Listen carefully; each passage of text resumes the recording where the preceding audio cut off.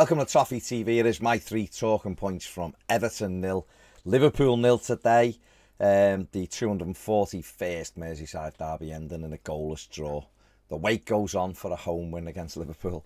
And it could have been today. Today could have been the day. We could also have lost the game. But if you want to hear more about that, go to the match reaction where I speak about that. The first thing I'm going to talk about today on this is Nathan Patterson, who I thought was fantastic again today. He had to wait basically 7 months, didn't he, for his Everton Premier League debut. Signed in January from Rangers and only played 45 minutes last season against Boreham Wood in the FA Cup.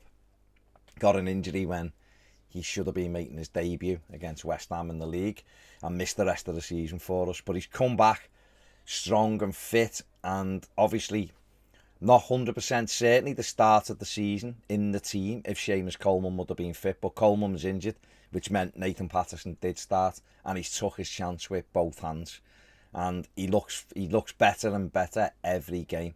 You know, another excellent display today up against who I thought was Liverpool's most dangerous player today, Luis Diaz.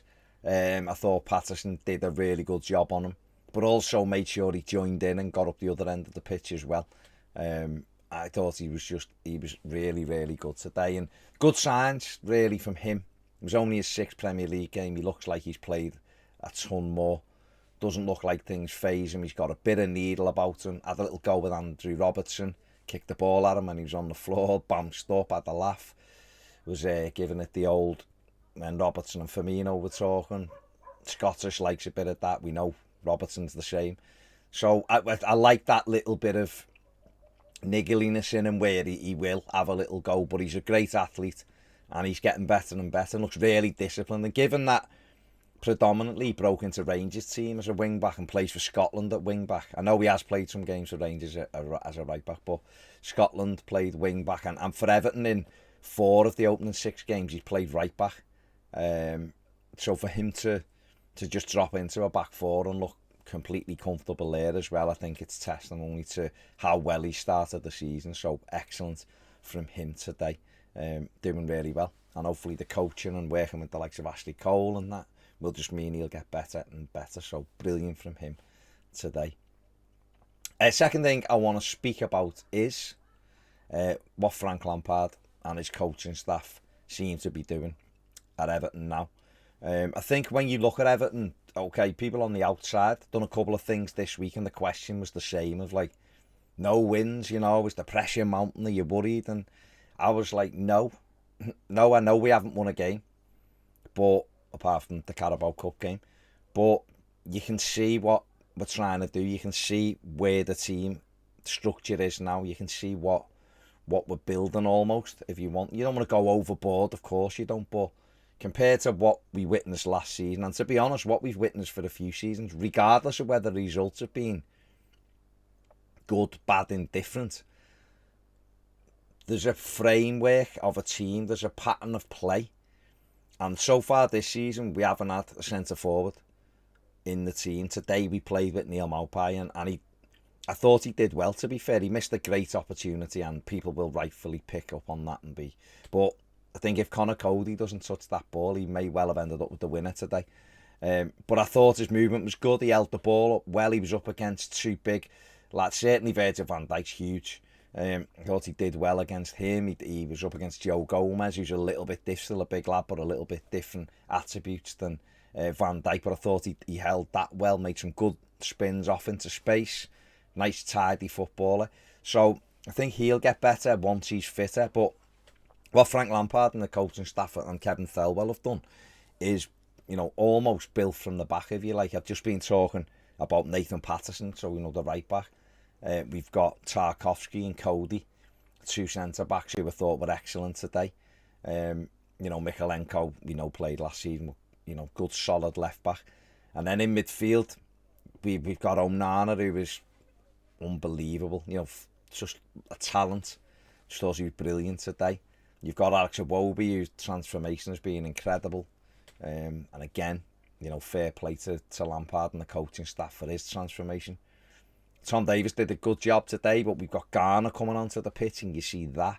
And then further up the pitch, obviously, we've got Anthony Gordon, Damari Gray, and like I say, having Maupay. But you look at the midfield, being able to bring Garner on. Alan was on the bench, didn't get on. Decore's back in training, he'll be back in the squad next week. We've also got James Garner to come into that squad, and then Dominic Calvert-Lewin begins training again next week. And you look at it like that, and then you add in your Ben Godfrey and Yerry Mina and Mason Holgate who comes available again. The squad is looking good. Okay, again, transfer window. We all wanted another forward who maybe could add goals, but we didn't get it. But when you look at the framework and what's building, you've seen it today up against a team that is consistently in the top 2 in this league. Real good opportunity to win the game today. We had to thank our goalkeeper that he kept us in it at key times. Of course we did, but we had opportunities to win it as well. And like I say, first half I thought we were the better side. Second half Liverpool were the better side, but we still carried the real threat. So I'm really happy with what I'm seeing now. But I'd like us to be better in the final third. I don't think there's that. I wouldn't sit here and try to blag anyone that it's perfect when it isn't, and we have to improve there. But I'm liking what I'm seeing, and we've got a good point. 5 games unbeaten now in all competitions, and that's how you have to kind of look at it. And Liverpool hammered us 4-1 at home last season, so much better today, and we've got a draw. So another tough one next week. Arsenal away is normally a defeat for Everton, so that's the challenge for the players. Can we go there and get something? They're in great form at the moment, and it'll be a big ask, but we're on a good run and things are getting better. So yeah, there you go with that one.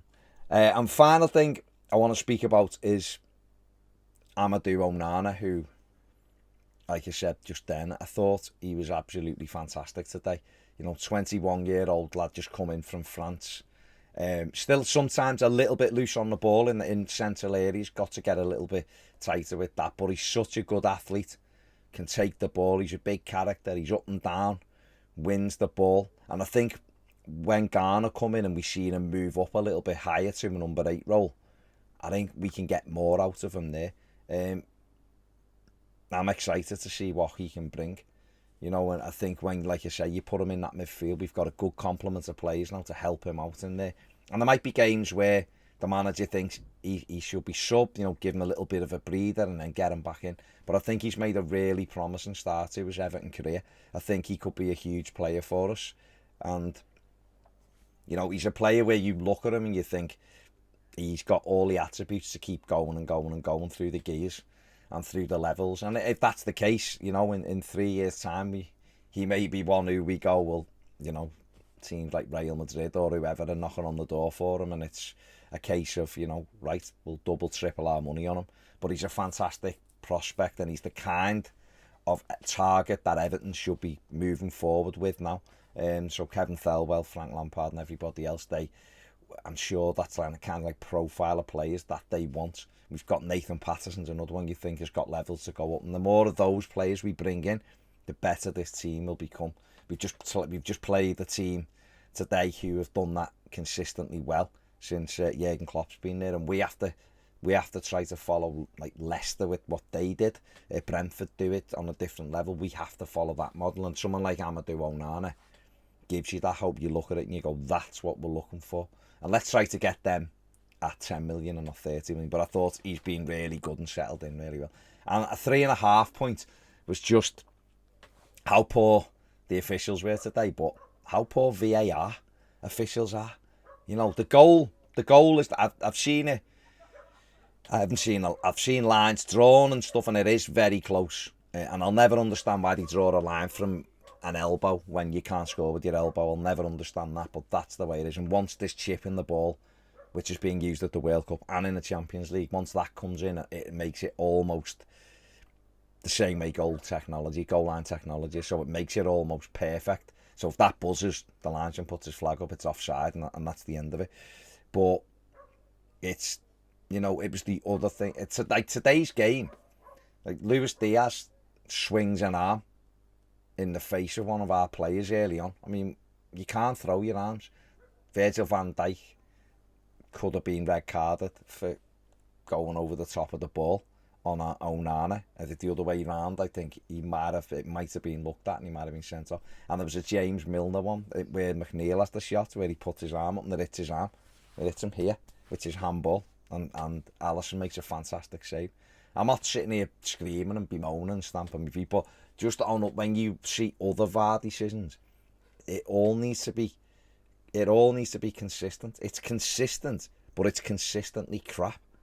And some teams get benefits of VAR and other teams don't. And it needs to be levelled out very quickly. We've had 2 goals this week ruled out by VAR, and both of them.